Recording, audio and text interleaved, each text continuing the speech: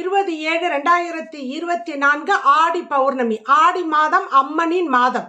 அதனால அன்னைக்கு போய் அன்று சாயந்தரம் எங்கெல்லாம் அம்மனுக்கு சந்தன காப்பு குங்கும காப்பு செய்திருக்கிறார்களோ அதை வழிபட்டால் நினைத்த காரியம் வெற்றி அடையும்.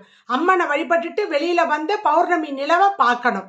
அதே நேரத்தில் யாருக்கெல்லாம் அம்மா இல்லையோ, யார் வீட்டிலெல்லாம் தீர்க்க சுமங்கலியாக பெண்கள் இறந்திருக்கிறார்களோ அவர்களை நினைத்து, அவங்க போட்டோ இல்லாட்டினாலும் பரவாயில்ல, போட்டோ இருந்தால் ஒரு துளசி மாலை போடுங்க, போட்டோ இல்லைன்னா ஒரு குத்து விளக்கை ஏற்றி வைத்து அவர்களுக்கு பிடித்த பதார்த்தத்தை படையல் செய்து வழிபட்டீர்கள் என்றால் தீர்க்க சுமங்கலியாக நீங்கள் வாழ்வதற்கு அவர்கள் அருள் பாலிப்பார்கள், ஆசீர்வாதம் தருவார்கள்.